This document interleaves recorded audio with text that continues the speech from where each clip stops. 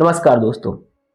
आज हमारे साथ हैं एक ऐसे व्यक्ति और एक ऐसे बेटे जो एक छोटे से गांव से निकलकर गरीबी से लड़कर आईआईटी रुड़की तक का सफर और साथ में अमेरिका की यूनिवर्सिटी नेब्रास्का लिंकन में शोध का काम कर रहे हैं।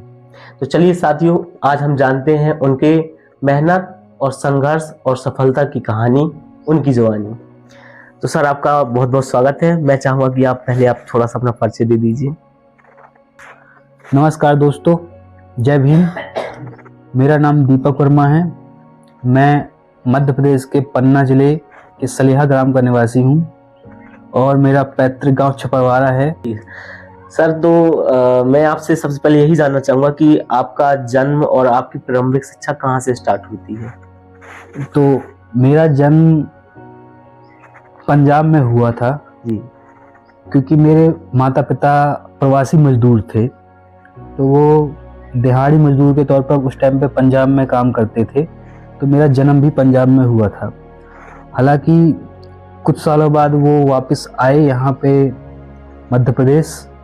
तो मेरी जो प्रारंभिक शिक्षा है वह मेरे ग्राम सलेहा से ही हुई है, जहाँ पे मैंने अपनी 10th क्लास की शिक्षा फिर 12th क्लास की सलेहा से ही मध्य प्रदेश बोर्ड से पास की है। अच्छा, मध्य प्रदेश से आपने पास की। जी। अच्छा सर, दूसरा क्वेश्चन मेरा आपसे ये है कि आप जो गांव कस्बे में पढ़ते समय आपको सबसे बड़ी कठिनाइयों का क्या सामना करना पड़ रहा होगा।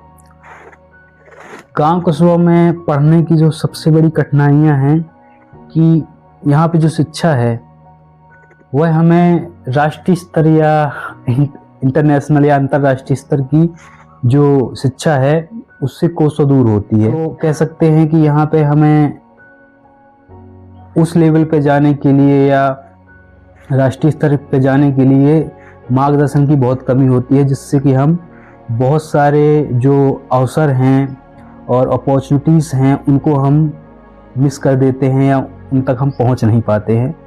तो ये बहुत सारे छात्रों के साथ होता है, जैसे कि मेरे साथ भी हुआ था।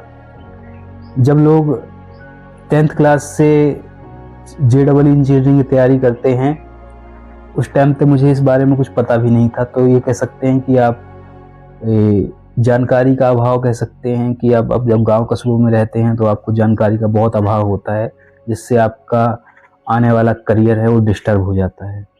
मतलब क्या था कि काफी सारे लोगों के मन में ये सवाल होंगे कि आप आईआईटी तक पहुंचे, अमेरिका तक पहुंचे और वहाँ की यूनिवर्सिटी में आपने शोध काम भी किया, तो इतना जो सफर आपने तय किया वो गांव से निकल के किया, ये मोटिवेशन बनता है एक आम व्यक्ति के लिए, मतलब गरीब मजदूर वर्ग के बच्चों के लिए एक मोटिवेशन बनता है। तो सर, मेरा अगला ऐसी सवाल आपसे ये था कि आपके मन में आईआईटी की जो तैयारी का आया, तो ये कैसे आपने स्टार्ट किया, इसके बारे में थोड़ा बता दीजिए। जब मैं 12th क्लास में था तो ये 2014 की बात है। तो उस टाइम पर मुझे कहीं कहीं से पता चला कि जेई को कोई एग्जाम होता है जिससे इंजीनियरिंग में एडमिशन मिलता है। अच्छा, मतलब जेई के बारे में भी नहीं पता था? नहीं पता था मुझे। ये कब की, किस समय की बात है? ये 2014 की बात है। 2014। जब मैं अपने 12वीं क्लास में एडमिशन लेके कुछ ही मतलब महीने कंप्लीट किए थे जी, और मैं क्वालिफाई 2015 में हुआ था 12वीं। तो मुझे पता चला, तो उस टाइम पे फॉर्म भरे जा रहे थे, शायद दिसंबर का महीना था 2014 में। तो मैंने वो फॉर्म भी भर दिया, लोगों से जानकारी हुई, लेकिन मुझे इस चीज़ का एहसास नहीं था कि ये एग्ज़ाम कितना कठिन होने वाला है। क्योंकि मैं मध्य प्रदेश बोर्ड को क्रिटिसाइज नहीं कर रहा हूँ, लेकिन एक चीज़ हाईलाइट कर रहा हूँ कि यहाँ पे थ्योरेटिकल चीज़ें पढ़ाई जाती हैं लेकिन न्यूमेरिकल चीज़ें मिस कर दी जाती हैं, जिससे कि हमारी जो प्रॉब्लम सॉल्विंग स्किल है वो डेवलप ही नहीं होती है। तो एग्ज़ाम में हम क्वेश्चन ही नहीं सॉल्व कर पाते हैं। और जैसे कि आपको पता होगा कि JEE अपने आप में ऑलमोस्ट पूरा का पूरा न्यूमेरिकल बेस्ड एग्जाम है। आपको वहाँ पे न्यूमेरिकल सॉल्व करने होते हैं जी, चाहे वो फिजिक्स के हों, केमिस्ट्री के हों या मैथ्स के हों। तो उसमें कहीं ना कहीं कमी है, जिस वजह से सर इस कमी को जो अब प्रेजेंट में स्टूडेंट हैं या छात्र हैं मैं हम कहें, तो वो कैसे दूर करें? जैसे जो आपको गाइडलाइन नहीं मिली और आपने फिर भी अमेरिका तक का सफर वहाँ शोध कार्य किया, लेकिन जो वर्तमान में प्रेजेंट में स्टूडेंट हैं उनको भी ये सारी सुविधाएं नहीं मिल पा रही होंगी, गाइडेंस सही नहीं मिल पा रहा होगा, तो वो कैसे तैयारी करें और कैसे निकलें, उसको क्रॉस करें जेई को जो तो एग्जाम बता। अभी के जो स्टूडेंट हैं उनके लिए तो एक प्लस पॉइंट ये है कि आज का टाइम इंटरनेट का टाइम है। हर घर हर गांव में इंटरनेट की सुविधा है और जो भी हमको जानकारी चाहिए वो इंटरनेट पे उपलब्ध है जी। बहुत सारे ऑनलाइन कोचिंग भी इस टाइम पर चल रहे हैं, मेरे टाइम पे नहीं थे। आपने कोई कोचिंग वगैरह नहीं की? नहीं, मैंने कोई कोचिंग सेल्फ स्टडी से मेरा जो था। तो जो वो सेल्फ स्टडी आप कर रहे थे उसके बारे में थोड़ा बता दीजिए, और भी बच्चों को मोटिवेशन मिल जाएगा जो फीस पे नहीं कर पाते कोचिंग की। बिल्कुल। तो उस टाइम पर फीस बहुत ज़्यादा हुआ करती थी, 1 लाख से ऊपर थी जेडबलई की कोचिंग की फीस उस टाइम पर, या अभी भी कह सकते हैं कि कोटा उसके लिए हब था। तो उतनी फीस साधारण परिवार के आदमी नहीं पे कर पाते हैं। तो उनके लिए जैसे कि मैंने तैयारी के लिए क्या किया, जब मुझे पता चला कि इस एग्ज़ाम में न्यूमेरिकल बेस्ड क्वेश्चन आते हैं, तो मैंने प्रीवियस ईयर के बहुत सारे क्वेश्चन स्टडी किए, उनके सॉल्यूशन देखे, कैसे सॉल्यूशन बनाना होता है, पैटर्न कैसा होता है। तो मैंने सेल्फ स्टडी में सबसे ज़्यादा जो सम्मिलित करने वाली चीज़ थी वो थी कि प्रीवियस ईयर के पूर्व वर्षों के जो क्वेश्चन पेपर थे उनको सॉल्व किया और समझा कि इसमें कैसे कैसे क्वेश्चन आएंगे। उसी के बेसिस पे जो मेरे पास 12th की और 11th की जो बुक्स थी फिजिक्स केमिस्ट्री और मैथमेटिक्स की, तो उनके जो न्यूमेरिकल है मैंने उनको लगाना चालू किया और वहाँ पे मैंने एक कनेक्शन बिल्ड किया मेरे थ्योरेटिकल नॉलेज पे और प्रॉब्लम सॉल्विंग और न्यूमेरिकल सॉल्विंग स्किल पे। तो वही मेरे को बहुत ज़्यादा हेल्पफुल रहा इस एग्ज़ाम को क्वालिफाई करने में। उस एग्ज़ाम को क्वालिफाई करने में इसका सबसे बड़ा योगदान था, प्रीवियस क्वेश्चन पेपर्स का। हाँ, तो अभी के जो स्टूडेंट हैं उनके पास इंटरनेट है, उनके पास इस देश के किसी भी कोने में बैठा हुआ टीचर उन्हें पढ़ा सकता है इंटरनेट से, और इंटरनेट में वो हर चीज़ ढूंढ सकते हैं। और अभी के टाइम पे तो एआई भी है। हाँ, तो आप एआई से भी क्वेश्चन आप सॉल्व कर सकते हैं। हालांकि एआई में आपको पूरा भरोसा नहीं करना है, आपको अपने आप खुद ही उसको चेक करना है कि सही है कि नहीं है, लेकिन आप मदद ले सकते हैं। तो इस टाइम पे आपके पास मल्टीपल सोर्सेस हैं पढ़ने के। मेरे टाइम पे इंटरनेट उतना नहीं था। सर, जैसे आपने कहा कि कोचिंग की फीस 1 लाख थी और आपके घर के लोग प्रवासी मजदूर थे जो आपके क्षेत्र से बाहर रह करके मजदूरी करते थे और फिर आपको पढ़ाते थे, तो कभी आपको ऐसा नहीं लगा कि मेरे माता पिता कहाँ से ऐसे पैसे इकट्ठे कर पाएंगे, कैसे दे पाएंगे? डिमोटिवेट आप हुए? बीच में कभी लगा मन की नहीं अब छोड़ दिया जाए, इसके लिए क्या कहेंगे? मैं डिमोटिवेट हुआ था, सबको होगा ये, क्योंकि प्रवासी मजदूर के लिए उस टाइम पर 2014 के टाइम पर इकट्ठा 1 लाख के आसपास की जो धनराशि है जमा करना बहुत मुश्किल है। तो मैंने कोचिंग ज्वाइन करने का, हालांकि मैं इंदौर गया था रैंकर पॉइंट कोचिंग में, मुझे वहाँ पे पता चला था ये, तो मैंने कोचिंग करने का प्लान वहीं पे ड्रॉप किया था कि मैं कोचिंग नहीं करूँगा, मैं सेल्फ स्टडी करूँगा। तो इस प्रकार से मैंने अपने लक्ष्य को नहीं छोड़ा, बस रास्ता थोड़ा सा चेंज कर दिया कि मुझे ये है कि अगर मुझे पढ़ना ही है तो मैं अपने आप पढ़ लूँगा, थोड़ा देखूँगा कि कितना कर सकता हूँ। तो मैंने कोचिंग की जगह सेल्फ स्टडी चुनी। मैंने बस रास्ता चेंज किया, लक्ष्य नहीं चेंज किया था। लक्ष्य वही था आपका, रास्ता बदल दिया जी। तो सर, आप जो आईआईटी की तैयारी कर रहे थे, फिर आपका वहाँ एडमिशन कैसे हुआ? वहाँ से आप अमेरिका कैसे पहुँचे? नेब्रास्का यूनिवर्सिटी लिंकन में कैसे पहुँचे? ये सारी चीज़ें आप बता दीजिए। तो जब मैंने जेडबलई एग्ज़ाम क्वालिफाई किया, फिर उसके बाद जेडबलई से एनआईटी और दूसरे गवर्नमेंट कॉलेज और प्राइवेट कॉलेज में एडमिशन मिलता है, जो NIT national institute of technology, तो इस पर मुझे एडमिशन मिला। तो इसके बाद एक एडवांस का एग्ज़ाम भी होता है, जेडबलई एडवांस जी, उस टाइम पे होता था, इस टाइम का तो अभी पता नहीं। तो मैंने उसके लिए ट्राई किया, लेकिन वही कि प्रैक्टिस, गाइडेंस और नॉलेज की कमी के कारण, जो कि एक मार्गदर्शन से मुझे मिल सकता था, मुझे नहीं मिला। तो मैंने पहला एग्ज़ाम दिया जेडबलई एडवांस का, तो पहला एग्ज़ाम देके मैं वापस आने लगा, क्योंकि JEE मेन में भी 2 एग्ज़ाम होते हैं, जो कि एक बीटेक का होता है, एक आर्किटेक्चर का होता है।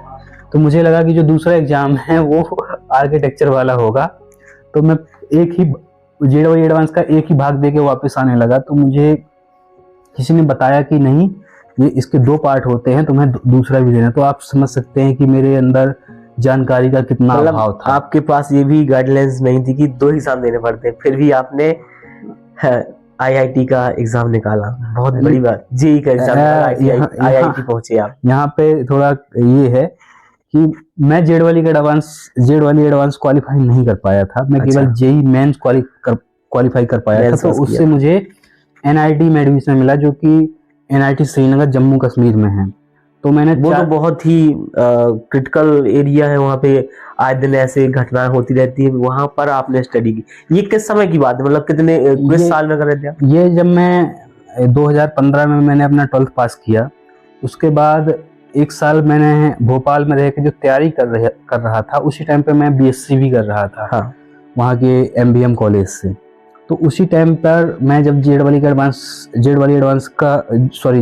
का एग्ज़ाम क्वालिफाई किया, तो 2016 में मुझे NIT श्रीनगर में एडमिशन मिला। तो NIT श्रीनगर में एडमिशन मिलने के बाद 4 साल का बीटेक सिविल इंजीनियरिंग में मैंने किया। तो हालांकि वो एरिया थोड़ा घटनाओं से प्रभावित है, जैसे कि टेररिज्म वगैरह घटनाओं से प्रभावित है। तो मेरा पहला सेमेस्टर उस टाइम पर बुरहान वानी का इनकाउंटर हुआ था 2016 के जुलाई में। तो पहला सेमेस्टर उसमें ख़राब हो गया था पूरा का पूरा जी। तो मुझे लगा कि अब कुछ नहीं हो सकता है। और उस टाइम पर मैं पंजाब में अपने मम्मी पापा के साथ प्रवासी मजदूर की तरह काम भी करने लगा था। तो मुझे लगा कि मेरा जो भविष्य है यहीं तक है, शायद ख़त्म हो जाएगा। मतलब आप स्टडी छोड़ करके मजदूरी करने लगे? अब जब कॉलेज ही नहीं खुलेगा तो मैं क्या करूँगा, मतलब क्योंकि मैं BSc तो ड्रॉप कर चुका था। अच्छा। तो मेरा एडमिशन तो हो गया था उसमें, लेकिन कॉलेज बंद है। अब मेरे पास वापस लौटने के लिए वहाँ से कोई रास्ता था नहीं। तो मैं वापस आया, तो मेरे मम्मी पापा उस टाइम पर भी पंजाब में प्रवासी मजदूर थे। तो मैं घर में बैठने से ज़्यादा अच्छा है कि मैं वहाँ पे उनके साथ हाथ बटाने लगा।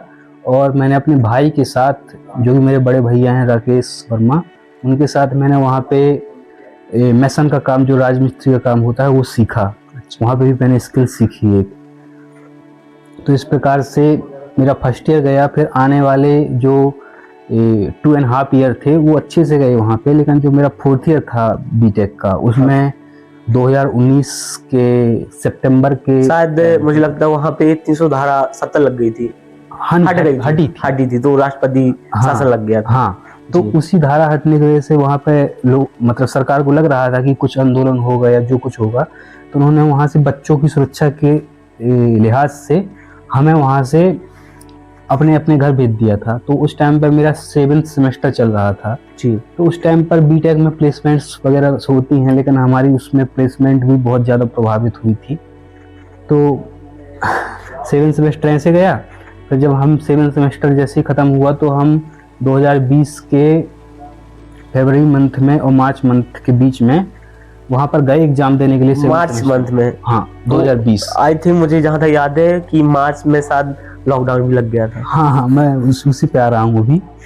तो जैसे हमने एग्ज़ाम दिया, तो हमें पता चला कि चाइना में एक नया ये कोरोना वायरस आया है। तो हमें लग गया था कि कुछ ना कुछ होने वाला है। तो कुछ दिनों बाद सरकार का ऑर्डर ही आ गया कि सारे के सारे बच्चों को फिर से घर भेज दिया जाए। तो मेरा 8th सेमेस्टर भी मेरा पूरा घर में बीता। तो कह सकते हैं कि मेरा बीटेक का पूरा 4th ईयर घर में था। मतलब इतनी सारी समस्या झेलने के बाद भी आपने वो करके दिखाया। वहाँ शोध के लिए आप यूनिवर्सिटी में पहुँचे अमेरिका की। ठीक है सर, आगे कंटिन्यू। तो जब ये सब चीज़ें हुई 4th ईयर, तो किसी तरीके से मैं ऑनलाइन एग्ज़ाम देकर क्वालिफाई तो हुआ अपने बीटेक में, मुझे डिग्री मिली जी, पास हुआ। उसी टाइम पर मेरा गेट का एग्ज़ाम भी क्वालिफाई हो गया था सिविल इंजीनियरिंग में। तो जब कोविड चल रहा था, सभी तरफ लॉकडाउन लगा हुआ था, जॉब कुछ थी नहीं, तो मैं डिप्रेशन में जाने लगा। तो गेट एग्ज़ाम उस टाइम पे मेरा जो क्वालिफाई हुआ था, तो मैंने कहा चलो एमटेक कर लेते हैं, मास्टर्स कर लेते हैं। तो मैंने भी हो गए, मास्टर्स में एडमिशन लिया। तो मुझे रिमोट सेंसिंग जो कि जियोइन्फॉर्मेटिक्स एंड इट्स एप्लीकेशन ब्रांच है मौलाना आज़ाद राष्ट्रीय प्रौद्योगिकी संस्थान भोपाल में, ये भी एक NIT है जी। तो मुझे यहाँ पे एडमिशन मिल गया। तो जो मेरा फर्स्ट ईयर है MTech का वो भी पूरा कोविड के चक्कर में घर पे बैठे बैठे ऑनलाइन गया। हालांकि मैं अपने सेकेंड सेमेस्टर से भोपाल चला गया था, तो लॉकडाउन तो लगा हुआ था उस टाइम पे, तो मैं अपने रूम पे रहता था, वहीं पे प्रिपरेशन करता था एग्ज़ाम की। श्रीनगर से फिर आप भोपाल? हाँ, श्रीनगर से भोपाल आया क्योंकि मेरा जो BTech 4th ईयर वहाँ पे कंप्लीट हुआ लॉकडाउन या इन सब के बीच में, तो उस टाइम पे जब गेट क्वालिफाई हुआ तो फिर मैंने मास्टर्स में एडमिशन लिया। तो अब मैं BTech ख़त्म करके लॉकडाउन के टाइम पे ही, कोविड के टाइम पे ही भोपाल आ गया।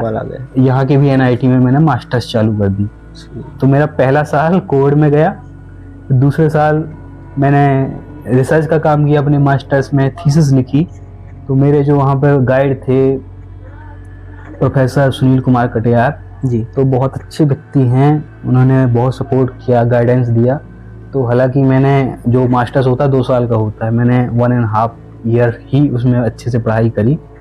तो उसमें मुझे मैंने जो काम किया था वो crop intensity analysis using remote sensing technology पे काम किया था। क्रॉप इंटेंसिटी में बता देता हूँ कि एक साल या एक एग्रीकल्चर ईयर में किसी भी एक खेत में कितनी बार फसल बोई जाती है उसका नंबर होता है। जैसे कि अगर रबी और क्रॉप 2 फसलें बोई गई हैं एक खेत में, तो उसमें डबल क्रॉपिंग सिस्टम है। अगर उसमें जायद की फसल भी बो दी जाए तो ट्रिपल क्रॉपिंग सिस्टम है। तो इससे क्या पता चलता है कि हमारा प्रोडक्शन कितना है और उसका जो लैंड है, एग्रीकल्चर लैंड है, वो कितना इंटेंसिवली यूज हो रहा है।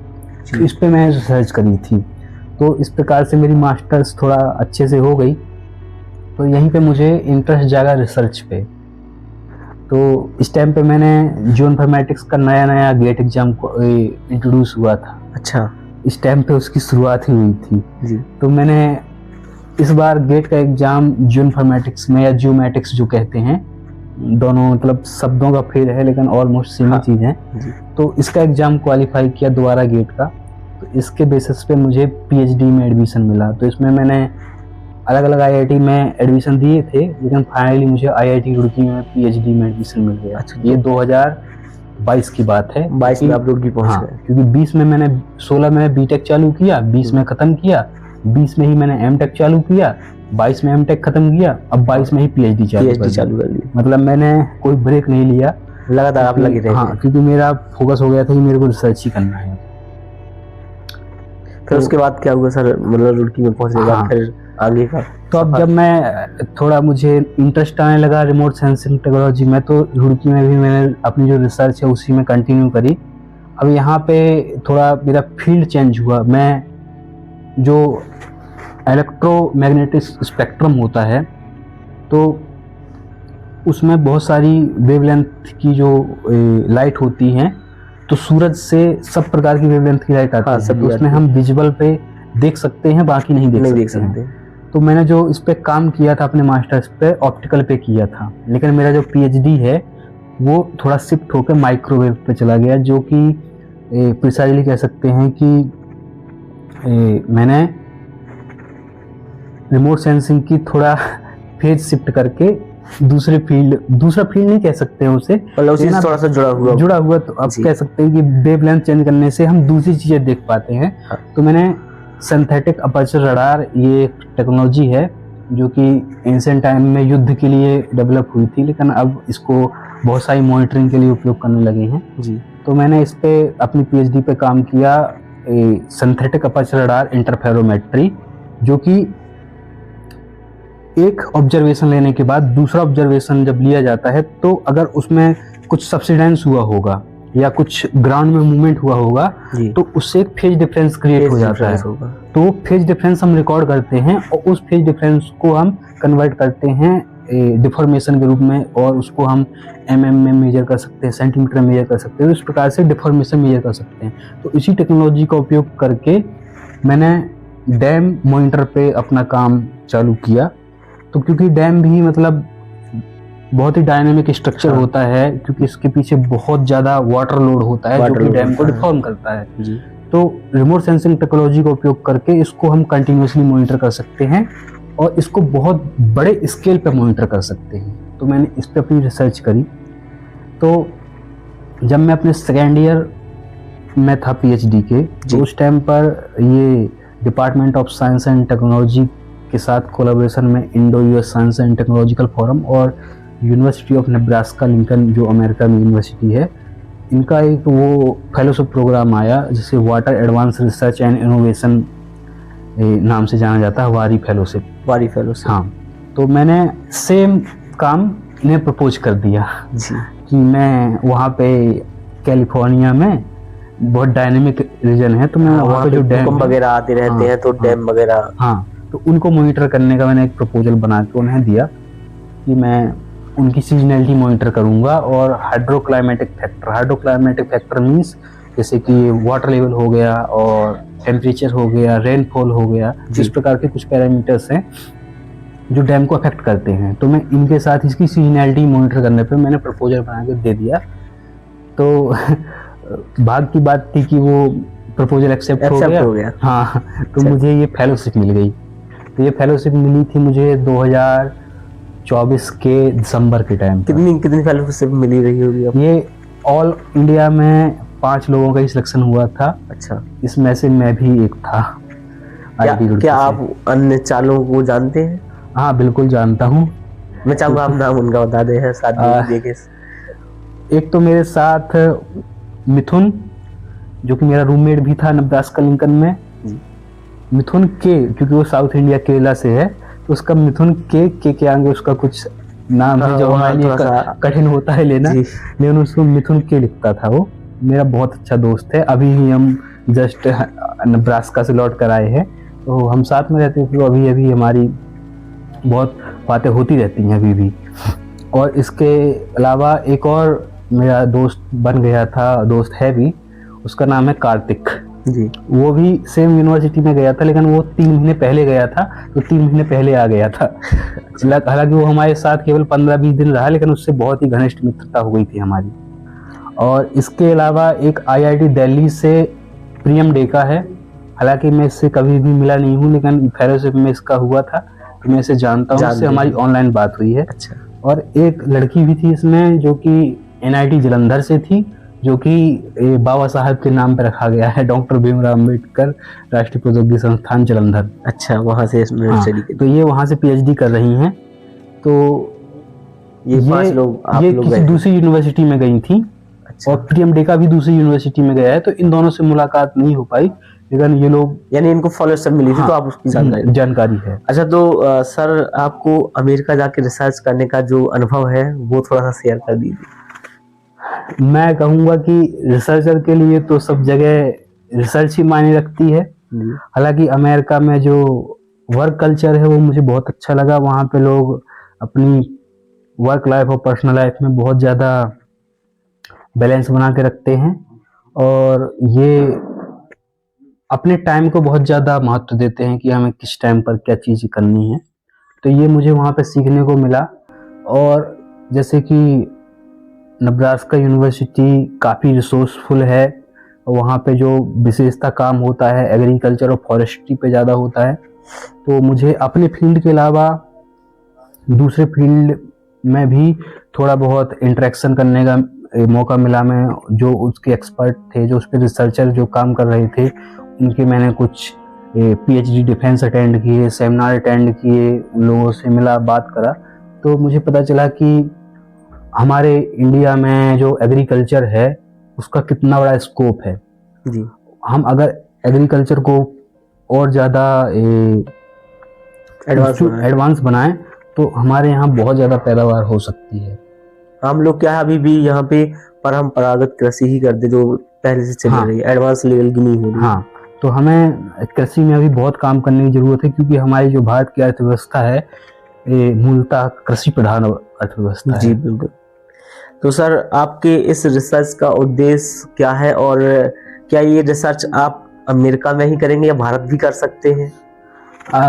ये रिसर्च तो मैं कहीं से भी बैठ के कर सकता हूँ, क्योंकि मैं सैटेलाइट डेटा का उपयोग करता हूँ। सैटेलाइट से रिसर्च की जाती है। लेकिन बात ये होती है कि अगर आप कहीं जा रहे हो तो आप केवल रिसर्च करने नहीं जा रहे हो, वहाँ का जो इन्वायरमेंट होता है या वहाँ पे जो कल्चर होता है रिसर्च का, आप वो भी सीख कर आते हो। आप बहुत सारे लोगों से मिलते हो तो आपका सोचने का पर्सपेक्टिव बदल जाता है और आपके दिमाग में नए नए आइडियाज़ आते हैं, आप कॉन्टेक्ट डेवलप करते हैं, तो भविष्य में आपको नई अपॉर्चुनिटी मिल जाती हैं कि आप उनके साथ काम कर सकते हैं या अपने काम को थोड़ा इम्प्रूव कर सकते हैं।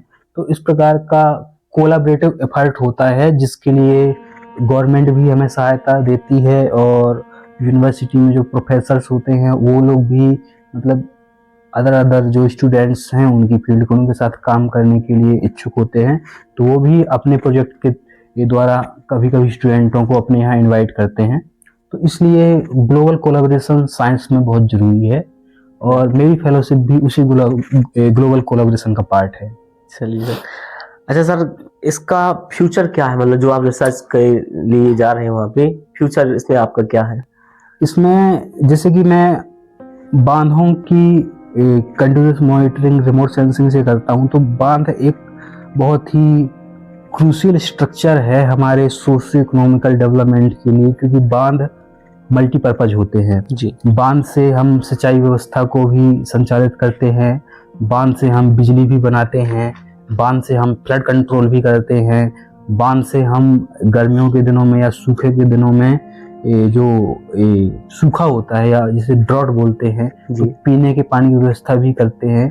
तो डैम बहुत इम्पोर्टेंट स्ट्रक्चर हैं अगर उनको सही जगह और सही तरीके से बनाया जाए, जिससे कि जो नेचुरल एनवायरनमेंट है वहाँ का वो भी डिस्टर्ब ना हो जी। और हम जो जल शक्ति जिसे कह सकते हैं उसका भी उपयोग कर पाए। तो बांध जो होते हैं अपने पीछे बहुत पानी को स्टोर करके रखते हैं, तो बांध की मॉनिटरिंग इसलिए जरूरी है कि अगर बांध कभी किसी वजह से, मैं ये नहीं कहता कि फेल हो, लेकिन बाई चांस अगर कभी फेल होता है, क्योंकि हमारे पास पास्ट में बहुत एग्जाम्पल्स हैं कि वो बहुत ही खतरनाक इवेंट है जिससे बहुत ज़्यादा जान माल की हानि होती है, हम अपने रिसोर्स खो देते हैं और बहुत सारे लोगों की जान चली जाती है। तो इस प्रकार की चीज़ें होती हैं, तो इसलिए बांध को कंटिन्यूस मॉनिटर करना बहुत ज़रूरी है।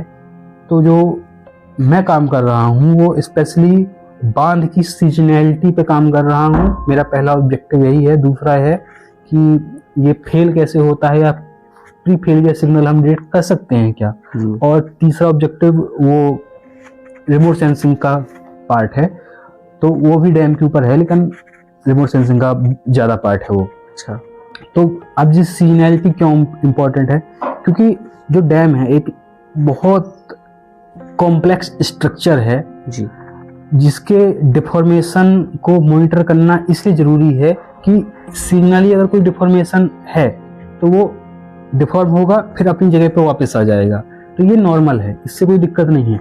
लेकिन अगर कोई ऐसा डिफॉर्मेशन जो कि इनइलास्टिक हो, वो नॉर्मल अपनी जगह पे वापस जाएगा ही नहीं, तो वो कभी कभी फेलियर का कारण भी बन सकता है। तो इसलिए जो डिफॉर्मेशन है वो एक ऐसा पैरामीटर है जो डैम की ओवरऑल हेल्थ बता रहा होता है कि डैम किस प्रकार से परफॉर्म कर रहा है। अच्छा। तो अगर हम उस सीजनैलिटी को अगर मॉनिटर कर लिए, अलग अलग डैम की सीजनैलिटी अलग अलग हो सकती है, तो उस सीजनैलिटी को अगर मॉनिटर कर लिए तो कहीं ना कहीं हम जो डैम का जो साधारण व्यवहार है कि वो किस प्रकार से व्यवहार करता है या किस प्रकार से डिफॉर्म होता है उसका पता है। अगर उससे अलावा कुछ और चीज़ें होती हैं तो हम डैम को जाके मॉनिटर इंस्पेक्शन कर सकते हैं, जाके देख सकते हैं कि इस वाली जगह पे इस प्रकार का डिफॉर्मेशन क्यों हो रहा है, कहीं कुछ गड़बड़ तो नहीं है। तो इस प्रकार से जो डैम सेफ्टी पर ये जो मेरी रिसर्च है बहुत ज़्यादा सिग्निफिकेंट रिसर्च है, इससे ओवरऑल डैम सेफ्टी इम्प्रूव होगी।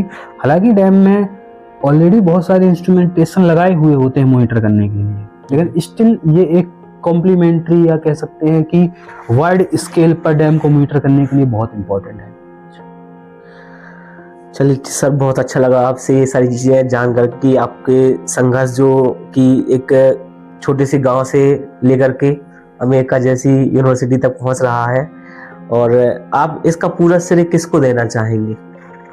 ये जो आपकी शिक्षा दीक्षा, आपका संघर्ष, इस सब के लिए आप अपना पूरा श्रेय किसको देना चाहेंगे? मैं अपनी इस पूरी यात्रा का श्रेय किसी एक व्यक्ति को तो नहीं दे सकता, क्योंकि अलग अलग समय पर अलग अलग लोगों ने मुझे मोटिवेट किया, मदद करा, तभी आज मैं यहाँ पहुँचा हूँ।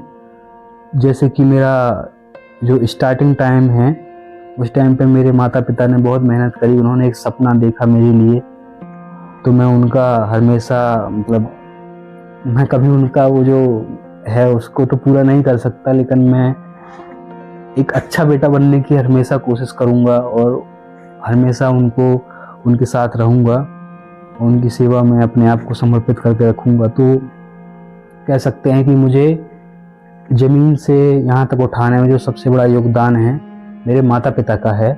फिर इसके बाद मेरे दोस्त जो हमेशा मुझे सपोर्ट में रहे, मेरे किसी भी मतलब बुरे टाइम में उन्होंने मेरे से बात करी, मुझे मोटिवेट किया, मुझे सहारा दिया। फिर इसके बाद जो ये पढ़ाई है, मैं अमेरिका पहुंचा तो उसके लिए मेरे पीएचडी के गाइड प्रोफेसर सौरभ विजय जी, उन्होंने मुझे इसका आइडिया दिया, उन्होंने मुझे सपोर्ट किया इस फेलोशिप के लिए, बोले कि भरो इसका फॉर्म भरो। और जो मैंने प्रपोजल लिखा था उन्होंने इस प्रपोजल को रिव्यू किया, उसके बाद हमने इसे सबमिट किया। इसके अलावा मेरे जितने भी गुरुजन हुए हैं, जितने भी टीचर्स हुए हैं, तो कहीं ना कहीं उन सब का हाथ है मुझे यहाँ तक पहुँचाने में। तो ये केवल मेरा प्रयास मेरा है जी, लेकिन ये स्ट्रगल और सपोर्ट जो उनका था या मेरा स्ट्रगल और उनका जो सपोर्ट था उसको अगर छोड़ दिया जाए तो फिर मैं कुछ भी नहीं हूँ। चलिए सर, और मैं ये जानना चाहूँगा कि अब जो फ्यूचर में तैयारी कर रहे हैं बच्चे, आपको देखकर तैयारी करने में लग जाएंगे, उनके लिए क्या संदेश देना चाहेंगे कि वो कैसे तैयारी करें? मैं फ्यूचर में जो बच्चे अभी मुझे देखेंगे या सुनेंगे, मैं उनके लिए कहूँगा कि आपकी लाइफ है जी, आप चीज़ों को ऑब्जर्व कीजिए, देखिए कि कौन सी चीज़ें आपके लिए सही हैं, किन चीज़ों में आपका मन लगता है, आप वो चीज़ें कीजिए। क्योंकि जिन चीज़ों में आपका मन नहीं लगता वो चीज़ें आपके लिए बोझ बन जाएंगी, और बोझ को हमेशा लेकर नहीं चला जा सकता है। लेकिन जो चीज़ आपको अच्छी लगती हैं आप उन्हें हमेशा लेकर चल सकते हैं। तो जो आपको अच्छा लगता है कि इसमें हमारा अच्छा करियर है और इसमें हमें मज़ा भी आ रहा है, जिसे आजकल पैशन बोलते हैं जी, तो अगर वो है तो अपना पैशन फॉलो कीजिए। जरूरी नहीं है कि हर आदमी एक ही प्रकार का काम करे, अनंत संभावनाएं हैं, आप अपनी संभावना ढूंढिए। यही है मेरा संदेश। चलिए, बहुत बहुत धन्यवाद सर आपका कि आपने हमें समय दिया। और साथियों, कैसा लगा आपको इंजीनियर दीपक वर्मा जी का यह पॉडकास्ट, और उनकी बातें, उनके संघर्ष और मेहनत की ये सारी चीजें आपको देख करके कैसी लगी, हमें कमेंट बॉक्स में जरूर बताएं। और अभी तक अगर आपने हमारे चैनल को सब्सक्राइब नहीं किया है तो जरूर सब्सक्राइब करें।